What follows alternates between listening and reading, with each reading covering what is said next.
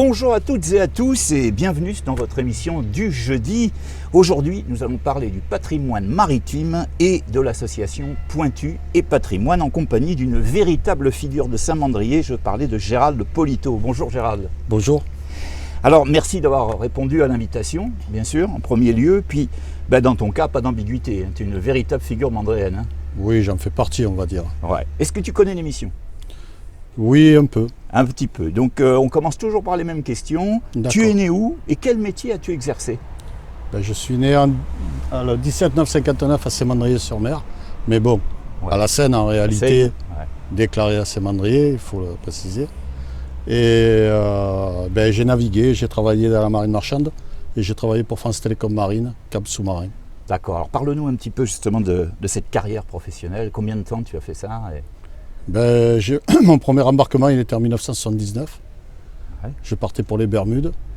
Waouh. Je prenais l'avion pour récupérer le bateau qui était là-bas à ce moment-là. Et j'ai débarqué pour ma retraite à Brest en 2014. En 2014, donc la retraite. Et te voilà donc devenu maintenant le président de l'association Pointu et Patrimoine. Comment il est né ce projet d'assaut ? Ce projet, on l'a créé en 2004. On était une bande de collègues du village. En discutant, on s'est aperçu que nos anciens ne pouvaient plus garder leur bateau, tellement c'était cher. Eh oui. Voilà. Et on s'est dit, il faudrait qu'on fasse quelque chose parce que tôt ou tard, on va perdre nos pointus, on va tout perdre et on va se retrouver vraiment, entre guillemets, une main devant et une main derrière. Donc ça fait combien d'années, tu me dis, là, l'association ? 2004, donc ça fait 16-17 ans. 17 ans déjà que l'association existe. Donc en fait, les objectifs vraiment profonds de l'association, c'est quoi ? Les objectifs qu'on s'est mis au départ, c'était notre premier objectif, c'était un abattement sur les taxes, sur le prix de la place au port. C'est pas donné, on le sait. Hein. Voilà. Ouais. Donc on a commencé tout ça en 2004, 2006, on va dire. Et on a eu gain de cause en 2011. Donc en 2011, on a eu 20% d'abattement sur la place au port. Donc ce qui nous a permis, ça a permis aux personnes qui avaient des pointus, ces 20% d'abattement sur le prix, ça leur permettait d'acheter les peintures, d'acheter tout ce qu'ils avaient besoin. C'était un plus pour l'entretien du bateau. Il a quand même fallu attendre 7 ans pour avoir le gain de cause, on va dire, pour réussir l'opération. Hein. C'est pas évident, c'est pas évident. De la ténacité, oui, il en faut, parce que quand on commence par les patrimoines, patrimoine, c'est lourd. C'est lourd à faire bouger. Combien de membres il y a maintenant à l'association ? On n'est pas loin d'une centaine. Une centaine. Alors, on peut peut-être dire à nos spectateurs, qu'est-ce qu'il faut faire pour y adhérer ? Prendre une adhésion, c'est tout. Vous n'êtes pas obligé d'avoir un bateau, un pointu. Au contraire, toute personne sera toujours les bienvenues. À l'heure actuelle, on a une trentaine de pointus avec 30 propriétaires qui sont dans l'association. D'accord. Donc mais sinon, on n'a pas besoin d'avoir un pointu.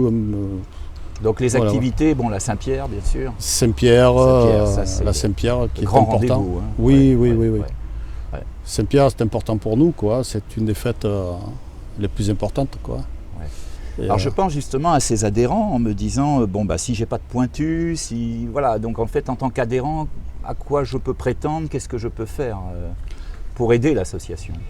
Pour aider l'association, donc on peut avoir besoin des adhérents par exemple pour la Mouclade.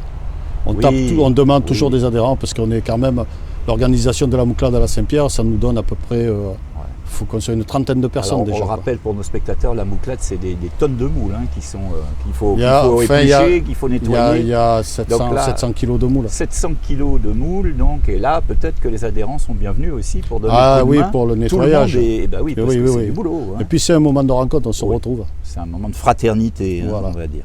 On va parler maintenant du Manchot, où nous nous trouvons actuellement. Donc, quelle est son histoire ? Et puis, en fait, qu'est-ce qu'il a d'abîmé ? On va regarder tout à l'heure, ou même pendant qu'on parle, on va regarder des plans. Qu'est-ce qu'il a d'abîmé ? Est-ce qu'il faut restaurer ? Et puis comment participer à sa restauration ? Alors l'histoire du Manchot. Alors le Manchot, il nous a été amené par l'association, on a été contacté par l'association les Voiles Latines de Toulon, qui avait ce bateau et qui finalement ne pouvait plus s'en occuper. Et il fallait qu'il trouve une association pour pouvoir le récupérer. On va parler de son histoire. Il date de quand ce pointu ? Il date de 1957. C'était un pointu qui faisait la pêche à Porquerolles. Qui faisait la pêche. Donc c'est un bateau de combien de mètres? Et il fait dans les 8 mètres et quelques 9 mètres. D'accord, motorisé mais aussi à voile. Latine, ouais. Voile latine. Ouais, ouais. Le moteur aussi, hein, c'est un Baudouin. Ouais. Il date de 1936. C'est un vrai moteur pointu. Oui, c'est un molde. Ça, c'est réputé quand même. Hein. Oui, mais bon. C'est réputé. C'est réputé aussi pour l'entretien et les galères. Exactement. Bon, alors, qu'est-ce qu'il faut faire maintenant? Parce qu'on en a parlé sur le site de la mairie, on en a parlé sur le Mandréen. Oui. Il y a vraiment une cagnotte qui s'est montée pour le restaurer. Quel est à peu près le budget total de la restauration d'un bateau comme celui-là? Ce bateau en restauration, il va nous revenir à 30 000 €. 30 000 €. Et donc la cagnotte a été ouverte il y a déjà pas mal de temps. Novembre 2019, je crois, 2020. D'accord. Et vous avez récupéré combien, l'assaut? L'assaut, on est à peu près à 10 000 €. 10 000 €, donc il en manque encore 20, les amis. Donc pour participer à cette cagnotte, comment fait-on? Eh bien, vous allez sur le site de Pointu et Patrimoine, donc c'est www.pointu au pluriel et patrimoine. Ça va s'écrire sous l'écran. .fr.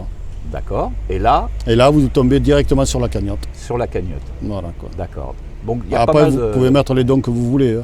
Oui, on a eu des dons, c'est libre, ça partait de 10 €, voilà quoi. Le plus gros don, combien? Le plus gros don, 1 000 €. 1 000 €. Bravo à la personne. Oui, je la remercie. Elle se reconnaîtra. Elle se reconnaîtra, hein, voilà. En tout cas, bravo, ça c'est vraiment touchant. Hein. Oui. Très bien. Quelles sont tes autres passions, Gérald, en dehors des pointus, de la mer? Parce que moi, j'ai eu des petits échos par un copain qu'on a interviewé sur cette même chaîne, et je lui ai promis que je lui faisais une petite dédicace, c'est Michel Baudrero. Donc j'ai cru comprendre que tu étais dans les minimes au rugby. Oui. C'est une autre passion, le rugby? Ici, la personne qui n'est pas passionnée par le rugby, elle n'habite pas ici. Voilà. Non, mais bon, il en faut pour tout le monde, bien entendu. Ouais. Mais non, moi j'adore regarder les matchs de rugby. Voilà, on a joué étant gosse. D'accord. C'est un peu, voilà quoi. Forcément. D'autres jouaient au foot, d'autres jouaient au rugby. Au rugby, ouais. Voilà, non, oui. Et tes autres passions, c'est peut-être pas le rugby apparemment alors. Enfin, en dehors, bien sûr, de la. Je dirais pour tout le monde. Entre guillemets, je ne sais pas si c'est le fait d'avoir beaucoup navigué ou quoi, c'est surtout les bateaux, quoi. La restauration. Refaire des bateaux. Tu en as déjà refait beaucoup, des bateaux?